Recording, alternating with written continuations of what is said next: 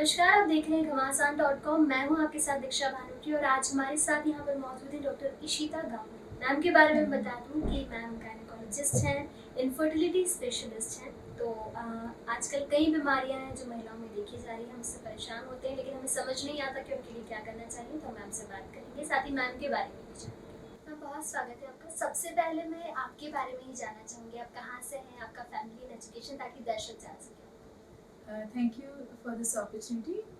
मैंने actually obstetrics and gynaecology स्त्री रोग विशेषज्ञ में एमएस किया है। मैं प्रॉपर रायपुर मेडिकल कॉलेज से किया है। उसके बाद मैंने DNB किया है, चंडीगढ़ से किया है। उसके बाद में खासकर जब मैंने प्रैक्टिस करना स्टार्ट किया तो मुझे लगा कि मैं इनफर्टिलिटी या बांझपन के लिए थोड़ा सा ज़्यादा इस बारे में जानकारी और रखूँ। मुझे ऐसा लगा कि इसके लिए फर्दर ट्रेनिंग के लिए जाना चाहिए। तो फिर मैंने बैंगलोर में जाके फेलोशिप इन रिप्रोडक्टिव मेडिसिन किया, पार्टिस फर्टिलिटी यूनिट से किया। और फिर मैं इंदौर वापस आई। मैं हैदराबाद में थी फॉर 5 इयर्स और उसके बाद followed by 2 years in Bangalore. उसके बाद मैं 2012 में इंदौर आई हूँ एंड तब से मैं प्रैक्टिस कर रही हूँ। डॉक्टर बनने का चुनाव क्यों किया आपने, कुछ खास? Doctor, I am the 6th generation my family. मेरे दादाजी, उनके फादर, एवरीबडी इज डॉक्टर। और मेरे पेरेंट्स, मेरे खुद मदर एंड फादर भी डॉक्टर हैं। तो I was born brought up in an atmosphere जहाँ पे एक ही चीज़ पता था कि डॉक्टर बनना है। बदलती दिनचर्या के साथ हम देख रहे हैं कि कुछ प्रॉब्लम्स फीमेल्स को रिलेटेड कुछ प्रॉब्लम्स हैं जो ज़्यादा देखी जा रही हैं। तो आप डॉक्टर हैं, आप ज़्यादा अच्छे से बता सकते हैं कि क्या प्रॉब्लम्स फिलहाल बढ़ गई हैं। देखिए, एक्चुअली जो मेरा पर्सनल ऑब्जर्वेशन है इंदौर में या किसी भी जगह पे, बहुत सारी बीमारियां ऐसी हैं जिसके लिए औरतें अवेयर नहीं हैं। सिर्फ इसलिए, फॉर एग्जांपल, एक तो बहुत डरी हुई रहती है, लोगों के 3-4 मिसकंसेप्शंस हैं। एक तो ब्लीडिंग डिसऑर्डर्स लेकर है, ब्लड, जैसे ब्लीडिंग डिसऑर्डर में ब्लड कभी ज़्यादा आया कम आया, उसके कलर से लेके उनके लिए बहुत सारी धारणाएं हैं। और वो ऐसा कई बार गलत सोचती हैं कि बहुत ज़्यादा ब्लीडिंग हो जाना अच्छी बात है, कुछ खराब है जो शरीर से निकल जाना चाहिए। मैं कहना चाहूँगी कि ये बहुत ही गलत धारणा है। आपका अगर ब्लड लॉस ज़्यादा हो रहा है तो वो आपको अनीमिक और कमज़ोर बनाएगा। और आई थिंक 80% महिलाएं हमारे देश में, जो मिडिल क्लास है, थोड़ा लोअर मिडिल क्लास, वो 10 ग्राम हीमोग्लोबिन से कम में ही रहती है, क्योंकि उनको एज सच खान पान की बहुत अच्छी सुविधा नहीं रहती है। प्लस इन गलत धारणाओं की वजह से तो जब भी ब्लीडिंग होती है वो डॉक्टर के पास जाने से ये सोचती है कि दवाइयों द्वारा ब्लीडिंग कंट्रोल हो जाएगी, जो उनके शरीर के लिए घातक होगा। तो ये एक गलत धारणा है। सेकंड, जो मैंने बहुत कंप्लेन देखी है, यूरिन के रास्ते में, पेशाब के रास्ते में संक्रमण, जिसमें उनको बहुत तकलीफ होती है, जैसे पेट में दर्द होना, जलन होना, ये सब तकलीफ है। वो भी इसलिए क्योंकि वो ठीक से अपने खान पान का ध्यान नहीं रखती हैं, टाइम से पानी पीना, सफाई किस तरह से रखना, इस बारे में उनको जानकारी नहीं है। सिर्फ इसीलिए अगर ये ज़रा सा ध्यान रखे खाने पीने में तो बहुत सारी आने वाली विपदाओं से वो बच सकती हैं। इनफैक्ट बच्चा नहीं होना, इनफर्टिलिटी भी इससे रिलेटेड है। अगर आपको बार बार संक्रमण, बार बार इन्फेक्शन हो रहा है तो उसकी वजह से आपके जो बच्चेदानी के अंदर जो प्रजनन नली और ओवरीज हैं उनमें भी प्रॉब्लम्स आ जाती हैं, क्योंकि ब्लड सप्लाई कम हो जाता है।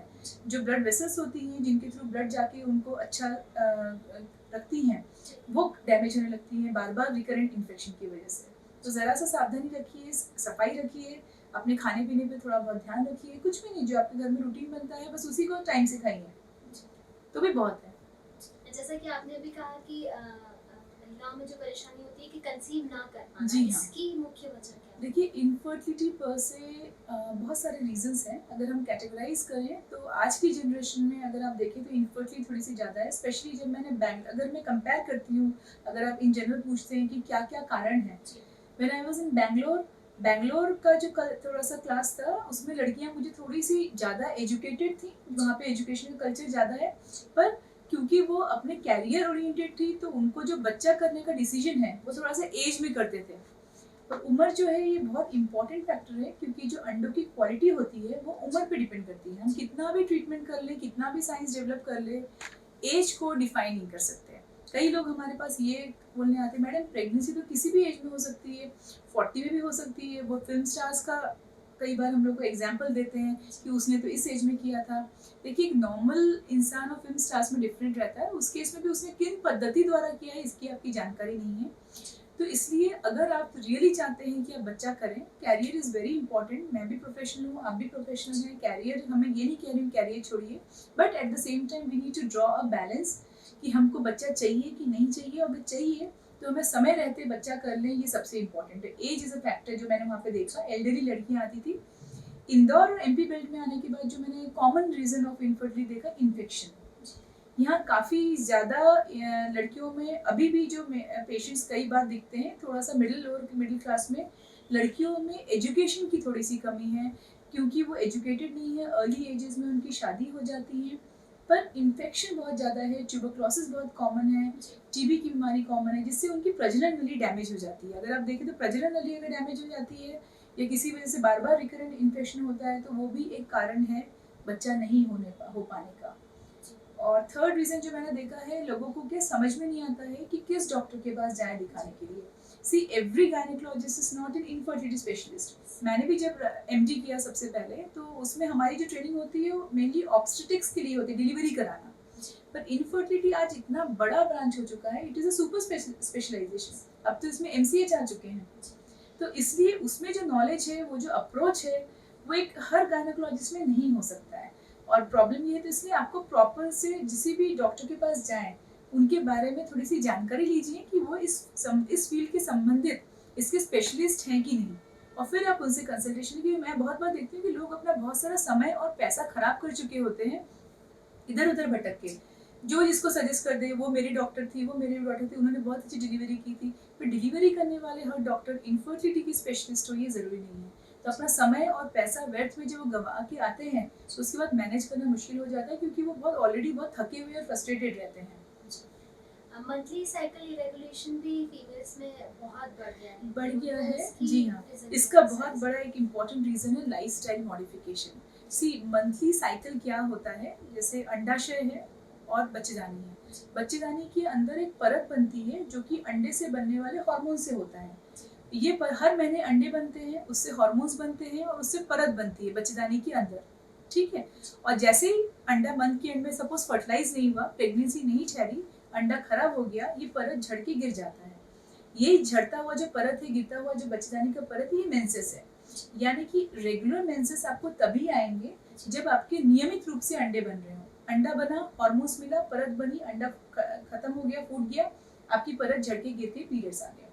पर अभी जैसे आपने पूछा कि हाँ, इस जनरेशन में हमें अनियमित पीरियड्स क्यों दिखाई दे रहे हैं, क्योंकि इसका सबसे इम्पोर्टेंट रीज़न जो मैं कहूँगी, लाइफस्टाइल मॉडिफिकेशन। लोगों की जो दिनचर्या है बहुत बदल गई है। लोग रात रात तक जगते हैं, मोबाइल यूज़ करते हैं बहुत ज़्यादा, एक्सरसाइज हर कोई करना नहीं चाहता। और क्योंकि वर्किंग वुमन और वर्किंग क्लास पढ़ने वाले बड़े बाहर का खाना खूब खाते हैं, जंक ईटिंग इसे बोलते हैं। जंक ईटिंग से, रेगुलर एक्सरसाइज नहीं करने से, लेट सोने से मोटापा बढ़ता है। और जहाँ मोटापा बढ़ता है, वहाँ पे अंडों की क्वालिटी में फ़र्क आता है। खूब ज़्यादा मोटे होने से अंडे जो रहते दब जाते हैं, पनप नहीं पाते। अपने अंडाशय जो है पॉलीसिस्टिक ओवरी इसे बोलते हैं, उसकी तरफ चले जाते हैं। मतलब वो अंडाशय पॉलीसिस्टिक ओवरी यानी वो अंडाशय जिसमें अंडे टाइम से बन के फूट नहीं पाते, इसलिए आपको रेगुलर पीरियड्स नहीं आते हैं। इसलिए हम सबसे पहले उनको ये समझाते हैं कि आप अपने को दुबला कीजिए। लोग उसमें ऐसा ट्रीटमेंट ढूंढने आते हैं कि कुछ ऐसा कर दीजिए मैडम कि अगले महीने से हमको रेगुलर पीरियड्स आने लगे, पर ऐसा होता नहीं है। ये एक नियम है, नियमित रूप से अंडे बनते हैं और एक प्रक्रिया होती है, और जिसमें सबसे ज़रूरी है कि आप अपने वजन को कंट्रोल करें, अपनी दिनचर्या को मेंटेन करें, अपने डाइट को मेंटेन करें। आप इनफर्टिलिटी स्पेशलिस्ट भी हैं, तो ये प्रोसेस कैसी है और इसके जरिए कैसे इलाज किया जाता है? इनफर्टिलिटी एक बहुत बड़ा वाइड फील्ड है, जिसमें हम दो भाग में बांटते हैं, एक तो पुरुष संबंधित, एक औरत संबंधित। औरत क्या, हम इसमें हम कंप्लीट एग्जामिनेशन करते हैं, जिसमें उनके हम पुरुष की जांच करते हैं, पानी की जांच। उस पर स्पेशली अगर हमको लगता है कि कुछ गड़बड़ी आई है, तो हम इसमें जो मेल इनफर्टिलिटी स्पेशलिस्ट हैं उनके पास उनको रेफर करते हैं, जो उनकी कुछ टेस्ट करते हैं और क्या कारण है, और फिर ये देखते हैं कि उनको कितना ठीक किया जा सकता है, दवाइयों द्वारा ठीक किया जा सकता है कि नहीं ठीक किया जा सकता है। और फीमेल के भी हम बाकी चीज़ें करते हैं, जिसमें अनिवार्य रूप से हम एक सोनोग्राफी की जांच करते हैं, ये देखने के लिए कि उनके बच्चेदानी और अंडाशय कैसे हैं, अंडाशय में कितने अंडे हैं, उनकी उम्र क्या है, और उनकी ट्यूब प्रजनन नली को देखने के लिए हम HSG द्वारा टेस्ट करते हैं, जिसमें हम बच्चेदानी के नीचे से डाई डालते हैं और ये देखते हैं कि उनके बच्चेदानी और उसमें से जो प्रजनन नली है, ट्यूब्स हैं, फैलोपियन ट्यूब, वो ठीक से काम कर रही है कि नहीं। उसको हम दूरबीन द्वारा भी देख सकते हैं। ये बेसिक जाँच करने पर अपने को समझ में आता है कि कहाँ दिक्कत है। 3 चीज़ें बहुत ज़रूरी है: गुड क्वालिटी एग, यूट्रस, अच्छे प्रजनन नली, fallopian tube and good sperms. अगर इनमें से कोई भी चीज़ में अपनी गड़बड़ी है, यही कारण होता है यूजुअली इनफर्टिलिटी का। तो फिर हम उस लेवल में उसको ठीक करते हैं। जैसे अगर अंडे की क्वालिटी अच्छी नहीं है तो हम उसका इंजेक्शन से इम्प्रूव करते हैं, और अगर हमें ऐसा लगता है कि छोटी मोटी इंजेक्शन से इन सबसे काम नहीं बन रहा है तो हम उसको आगे टेस्ट ट्यूब बेबी में, टेस्ट ट्यूब बेबी से बच्चे के होने की संभावना बहुत बढ़ जाती है आज की डेट में।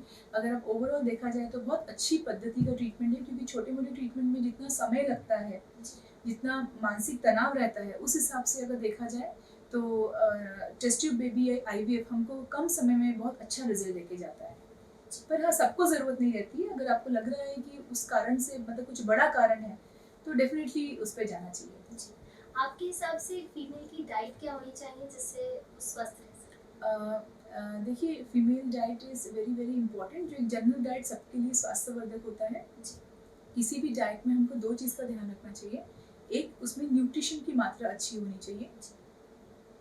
न्यूट्रिशन यानी तीन तरह का कॉम्बिनेशन, खाना तीन प्रकार का कॉम्बिनेशन, एक प्रोटीन होता है, एक कार्बोहाइड्रेट्स होता है और एक विटामिन होता है। प्रोटीन का मतलब होता है या तो जैसे जो नॉन वेज खाते हैं उनके लिए नॉन वेजिटेरियन सोर्स हो गया, जो वेजिटेरियन है उनके लिए पनीर और दूध की बनी चीज़ें, क्योंकि पूरा जो शरीर है हर चीज़ प्रोटीन से बना हुआ है ना। हमारा स्किन, मसल, हड्डियाँ, हड्डियों में कैल्शियम जो डिपॉजिट है प्रोटीन से बने बेस में। सिमिलरली खून, हीमोग्लोबिन प्रोटीन है। प्रोटीन बहुत अच्छी मात्रा में लेना चाहिए, जो कि नहीं लेते हैं। Very very important fact, protein जो होता है बहुत हाई क्वांटिटी में लेना पड़ता है। करीबन अपने को 1 लीटर के दूध के आसपास की चीज़ें लेनी चाहिए। मुझे लगता है कोई 1 लीटर दूध रोज पीता है। और स्पेशली वेजिटेरियन सोर्सेज में प्रोटीन की कमी होती है। डेली पनीर खाना, डेली दूध या छाछ लेना रेगुलरली हो नहीं पाता है, उस पर ज़रूर ध्यान दें। और दूसरा, खूब सारी हरी पत्तेदार सब्जियाँ खाएँ, जैसे कि रफेजेस, उसमें पेट अच्छा साफ होता है, आपका डाइजेशन प्रोसेस अच्छा होता है, विटामिन आपको अच्छे से मिलते हैं। And very important fact, regular intake of water. पानी की बहुत कमी होती है, उसमें से यूरिन की समस्या भी होती है, तो कम से कम 6 से 7 लीटर लिक्विड इंटेक डेली रखें। घर की औरतें भी काम में बिजी रहती हैं तो नहीं पीती हैं, वर्किंग वुमन भी बाहर रहती हैं तो नहीं पीती हैं। तो ये तीन चीज़ें, अच्छा रफेजेस, हरी पत्तेदार सब्जियाँ, प्रोटीन रिच डाइट और अच्छा लिक्विड इंटेक, पानी का इंटेक होना बहुत ज़रूरी है डाइट में। आपके अब तक के बेस्ट अवार्ड्स एंड अचीवमेंट कौन से रहे, या कोई ऐसा केस या मोमेंट हो आपकी लाइफ में, आपके करियर का, जो आपके लिए बहुत यादगार है? As such, first of all जब मैं मेरे अगर अचीवमेंट्स से पूछे कि सी एवरी मेडिकल एंट्रेंस आज की डेट में बहुत डिफिकल्ट एग्जामिनेशन होगा as a general category student. तो शुरू से द फर्स्ट जब मेरा एमबीबीएस में सिलेक्शन हुआ था, मेरी फैमिली जिस हिसाब से खुश थी, मेरी ग्रैंड मदर जिस तरह से खुश थी, क्योंकि I was the 6th generation the family. मेरे ब्रदर ने मना कर दिया था to be a doctor, so that was a moment which I really remember today, कि उनकी जो खुशी मैंने देखी थी वो। बाकी तो मैंने अवार्ड्स, जैसे मैं आई वॉज इन हैदराबाद, तो वहाँ पे भी मैंने जो फॉक्सी एसोसिएशन में जो प्रेजेंटेशन में टॉप प्राइज़ लिया था। बाकी मैंने जो बैंगलोर में किया था तो मैं भी जो फेलोशिप किया था उसमें भी यूनिवर्सिटी टॉपर थी। और जब मैंने पोस्ट ग्रेजुएशन किया था तो एमपी में भी आई वॉज 5th रैंक। तो हमेशा ही मिले awards, I am little used to it and I am happy about it. Ma'am, vaccination start हो गया है, लेकिन जी। वैक्सीन को लेकर अभी लोगों के मन में डर है कि वैक्सीन लगाने के नहीं, साइड बिल्कुल भी इफेक्ट नहीं होंगे। डरना क्या चाहिए। देखिए, एज ए डॉक्टर्स हम सब लगा चुके हैं, मैंने भी दोनों डोज वैक्सीन का लिया है, कोई साइड इफेक्ट नहीं है। मेरे जितने भी परिचित हैं, इतने सारे हॉस्पिटल, इतने सारे स्टाफ, इतने सारे डॉक्टर्स, मैंने आज तक किसी को कोई कंप्लेन नहीं देखा। ज़रा सा किसी को फीवर जैसा लगा था, वो भी एक क्रोसिन टैबलेट से नहीं हुआ था। मुझे लगता है ये बहुत ज़रूरी है, जहाँ सरकार और सब कुछ हम सब इतनी मेहनत कर रहे हैं और देखिए कोरोना फिर से बढ़ने लगा है, तो मेरे हिसाब से तो वैक्सीन बिल्कुल ले लेना चाहिए, इससे डरने की कोई ज़रूरत नहीं है। मेरी नज़र में तो किसी को मैंने कोई ऐसा मेजर साइड इफेक्ट नहीं देखा है। बहुत टेस्ट करके बनाया गया है, यूं ही इतने इतने बड़े पब्लिक को एक्सपोज नहीं किया जा सकता, तो लेना चाहिए, अनिवार्य रूप से लेना चाहिए। वैक्सीन के बाद एक चीज और देखने में आ रही है जी। कि कोरोना प्रोटोकॉल लोग भूल गए हैं। बिल्कुल, मैं तो यही कहूँगी कि कोरोना इसलिए है क्योंकि कोरोना प्रोटोकॉल लोग भूल गए हैं। अगर सच में लोगों ने डे 1 से सिर्फ और सिर्फ मास्क पहना होता और हाथ को अच्छे से धोया होता, तो आज कोरोना की ये स्थिति नहीं होती।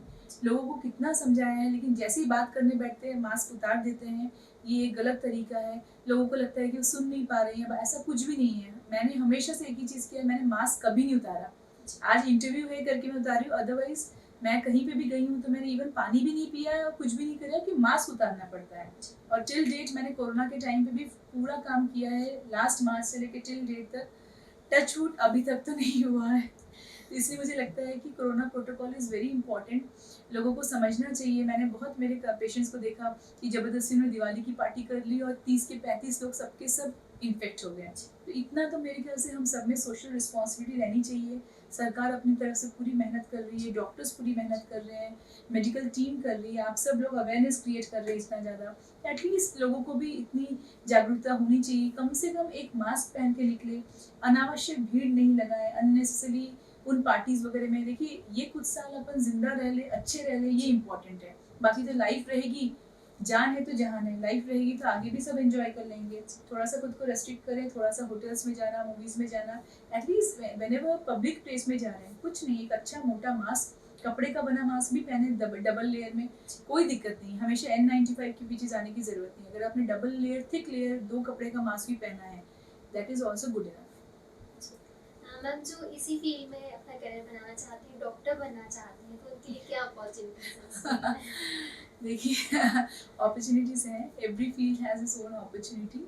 स्ट्रगल भी बहुत है, कंपटीशन भी बहुत है। जिस हिसाब से नंबर ऑफ सीट्स हैं और हमारी इंडियन पॉपुलेशन है, competition is very very tough. अच्छी ब्रांच है, ऐसा नहीं है, आप कहाँ पे जाके शाइन करेंगे, अगर आप अच्छा काम करते हैं, नॉलेजेबल है, तो there is a scope also. पर अपना अपना एप्टीट्यूड है। अगर आपको सच में मेडिकल फील्ड में जाने के लिए इंटरेस्ट है तो बिल्कुल जाएं, शुरू से अच्छे से पढ़ाई करें, स्पेशली क्लास 11-12 से आपका डायरेक्शन ये होना चाहिए और जा सकते हैं। देखिए medical science is an ever growing branch, सारी ब्रांचेस बढ़ती जा रही हैं, स्पेशलाइजेशन बहुत बढ़ता जा रहा है। तो एज ए डॉक्टर मैं तो कहूँगी कि इट्स अ गुड ब्रांच और करना चाहिए। डॉक्टर्स की देखिए ज़रूरत है, खासकर अगर हम देखें रूरल एरियाज़ में तो डॉक्टर्स की ज़रूरत है, तो बनना तो चाहिए, ज़रूरत तो है अभी। खासकर कोरोना में हमने देखा है कि हमको डॉक्टर्स की शॉर्टेज हुई है, तो इसलिए अब सरकार भी इस प्रति सजग हुई है और मेरे ख्याल से आगे और अपॉर्चुनिटीज़ बढ़ेंगी, ज़्यादा मेडिकल कॉलेजेस भी बनेंगे और नंबर ऑफ डॉक्टर्स तो बढ़ेंगे इंडिया में, और बढ़ना भी चाहिए। एज अ डॉक्टर आप एक पब्लिक फिगर हैं, तो आपकी राय सोसाइटी के लिए बहुत इंपॉर्टेंस रखती है। तो हमारी यूथ को क्या मैसेज देंगे कि वो खुद को किस तरह प्रिपेयर करें ताकि सोसाइटी बेहतर हो, क्योंकि युवा कुछ अच्छा करेंगे जी, तो सोसाइटी सी youth, one thing I would really like to say कि बहुत सारे पेशेंट्स को देखती हूँ बहुत यंग एज में, मतलब आई डोंट नो, लोगों को ये शायद उतना अच्छा नहीं लगेगा, बहुत यंग एज में 21-22 में they are more interested in doing, जैसे मोबाइल में ज़्यादा ये हैं, उसमें फेसबुक फ्रेंड्स बनाने में ज़्यादा लगे हुए हैं, उसी को देख के शादी करते हैं, कहीं ना कहीं अपने पढ़ाई और कैरियर को इग्नोर कर रहे हैं। मैं अपने यूथ को, खासकर गर्ल्स को बोलना चाहूँगी कि सी career is very very important. हम भी जब 16-17 साल की एज में थे तब हमने इन सारी चीज़ों को इग्नोर करते हुए 18-19 घंटे दिन में पढ़ाई की है बैठकर, और सालों किया है। Medical course is a very lengthy course, हम 9, साढ़े 9, 12 साल लगते हैं एक डॉक्टर बनने में, हमने 18, मतलब हमने तपस्या की है और उसका फल हम आज लेते हैं। आप अगर एक कैरियर में सेटल होते हैं, अगर आप फाइनेंशियली इंडिपेंडेंट होते हैं, तो वो आपको कॉन्फिडेंस देता है और आप आगे चल के भी एज ए पर्सन खुद को इस्टेब्लिश कर सकते हैं। खासकर ये जो डिस्क्रिमिनेशन है कि लड़का है लड़की है, ये सब कुछ मायने नहीं रखता है अगर आप पढ़ लिख के आगे बढ़े। मैं इसलिए यूथ को कहना चाहती हूँ, आप इंजॉय, वीकेंड्स में इंजॉय कीजिए, कोई उसमें गलत बात नहीं है, पर you should know where to draw the line. लेकिन जो मेजर टाइम है आपका, आप अपने करियर में फोकस रहिए। बहुत ब्रांचेस है, मतलब you can go for business, you can go for engineering, there is hundreds of branches, पर अपने कैरियर के लिए, क्योंकि यही उम्र है जहाँ पे आपने पढ़ के बना लिया।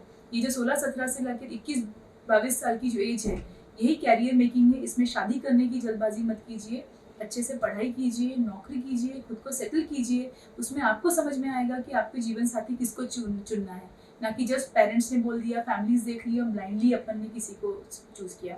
मतलब मैं अपने पेशेंट को भी यही सजेशन देती हूँ कि आज की, मतलब मुझे लगता है कि कोई देश की उन्नति तभी होगी जब लड़के और लड़कियाँ इक्वली भागीदार रहेंगे।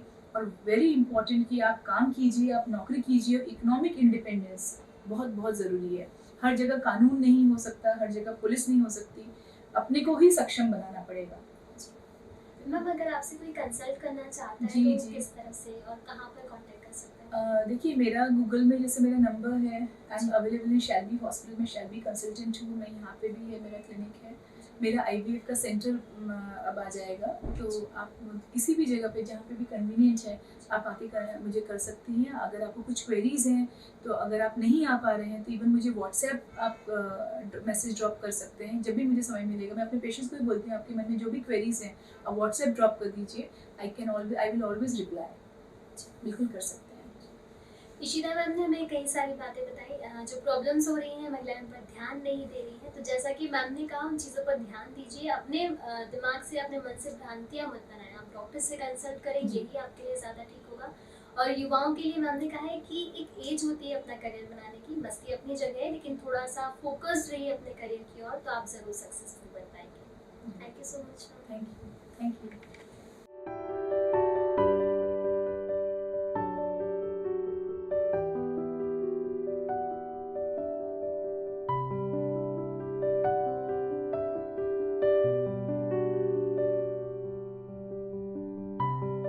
Subscribe our channel and press the bell icon for more updates.